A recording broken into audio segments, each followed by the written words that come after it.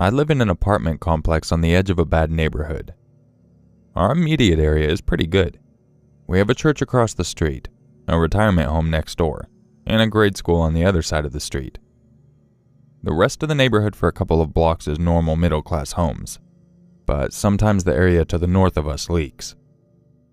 Our complex is gated, but it doesn't really do anything, because anybody who wants to get in just waits until a resident opens the gate.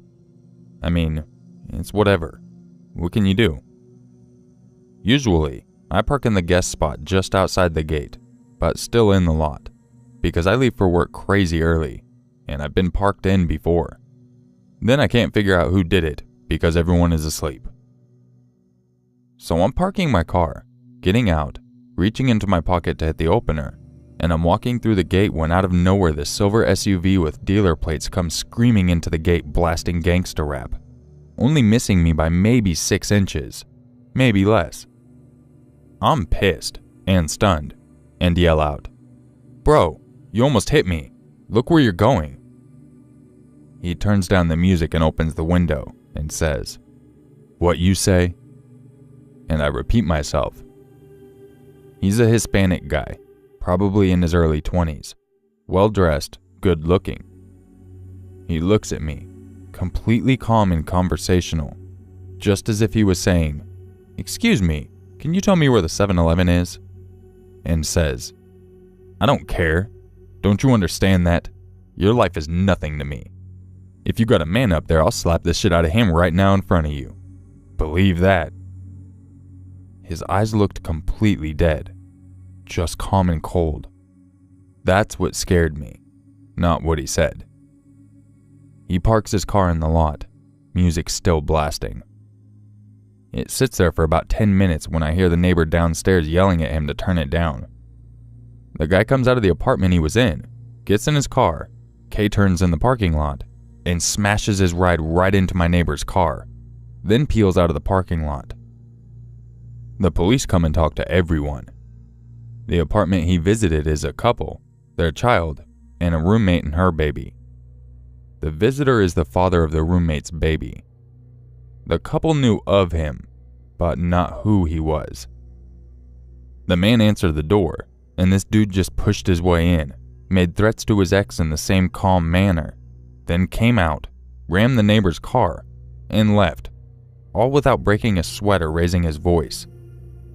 The roommate explained that she was with him for about a year, and he was as sweet as could be. She got pregnant, he disappeared, and when she took him to court to file for child support, she found out that he has 11 other children by 10 different women, counting her. That's some Hannibal Lecter shit right there. And if this guy hasn't already killed someone, I fully believe he could.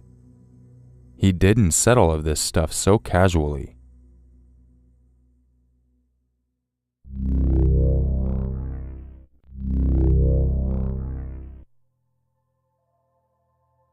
This happened just this last summer. I live in a pretty nice neighborhood in Utah, and in this town there's a cemetery. I love all things creepy and horror, so I frequently visit the cemetery. I like the vibe, plus it's nice to visit the graves of people I once knew. On one of these occasions, I was walking through the cemetery with a friend. We wandered to this historic section which had the graves of people who died in the 1800s. I was reading headstones when I noticed a white truck follow close behind me and my friend. I notified her so we could decide if he was actually following us. We moved forward a bit, and sure enough the truck followed. Then we went back, and yes, the truck followed. All throughout the cemetery this same truck followed us, and me being the paranoid person I am, I had my phone out with 911 typed in, but just not dialed. I was feeling off, so I decided to seek comfort by sitting next to my great-grandmother's grave, which is close to the main road. We had been sitting there for a few minutes when the truck pulled up and the man got out. He walked over to us, which caused my friend and I to immediately stand up. He told us that he was a cemetery worker and that he needed help loading supplies into his truck. This was complete and utter bullshit, and I clearly wasn't falling for it. In high-stress situations, I tend to get sassy, So that's what I did. I can't remember what I said exactly, but I do know that I completely infuriated him. He walked back to his truck and took off, and not long after, my friend's mom pulled up. My friend asked her mom if she could give me a ride home, but her mom said no because they were in a hurry. Thanks. I then called my mom to pick me up, and she said yes. But knowing my mom, it would take her forever to come and get me. I stayed in my spot next to the grave when the same damn truck pulled up again. This time he didn't get out of his truck, but instead he just sat there and stared at me. Feeling uneasy, I crossed the main road so that I could get to the church on the other side. It was locked, but I felt better being near it and the cars in the parking lot. Yet the same truck pulled up. This time, he rolled down his window, and what he said still gives me chills. "Hey Erica, I'm upset you didn't help me out. I was going to reward you. Daddy was going to please you." Okay, how in the fuck did he know my name? And why in the fuck did he just refer to himself as Daddy? I was beyond freaking out, and I proceeded to shout at him to fuck off. I started knocking on doors, the many cars being a clear indicator that someone was inside, and an old woman saw me and she opened the doors, ushering me in. I told her what happened. We called the police, but the guy was gone. They took a statement, and that was that. Fast forward a couple of weeks, and I had just gotten back from California. I walked into my house, exhausted and just wanting to sleep. I walked into my room, and sitting on my bed was a note. In my head, I immediately thought, how cute, because it wasn't uncommon for women in my neighborhood to leave me cute notes. But boy was I wrong. In the envelope was a 4-page novel written by, who I presume to be this creep, about all the things he wanted to do to me, in vivid detail. In horror, I immediately got my mom, and we called the police. This time, we were lucky. Turns out right after the police got here, the man also decided to return to leave another note. They caught him sneaking into my backyard and handcuffed him, and that was the last I saw of him.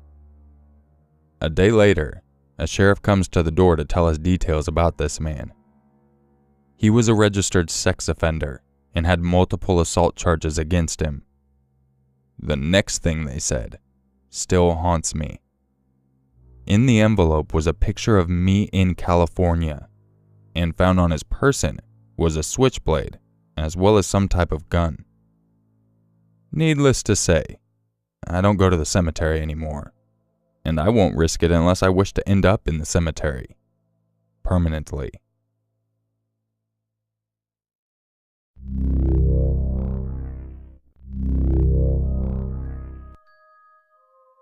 If you enjoyed this video, you know what to do. If you would like a chance to have your story featured in an upcoming video, make sure you email it to yourmaker6260@gmail.com. So a couple of weeks ago I announced the winners of our giveaway for the Munio self-defense keychain. I've gotten a lot of people that claimed their prizes, but I also had 11 people that didn't, so I went through and redrew winners. So make sure that if you see or hear your name, that you private message me on YouTube through the account you used to comment on the video 3 weeks ago. And here are the redraw winners. Gary Barnett, Alicia McAdams, Kelly Glaze, in parentheses Lady Winchester, Kinsey Chris Craig, I hope I didn't butcher that too badly, Missy Wenner, Blabbikins, Anthony Vallejos, Enrique Reyes, Optic Obsidian, badass name, I like that, Alejandro Cazada, Moonwolf Productions. So if you heard your name there, congratulations, you've won yourself a Munio self-defense keychain. Make sure that you private message me on YouTube through the account that you used to comment on the video that I announced it like 3 weeks ago. Congratulations to all the winners. And I mailed out the other shipment, all the other ones that were claimed Saturday afternoon. So hopefully this week, all the other winners that claimed their prizes, you guys should start receiving them. Yeah.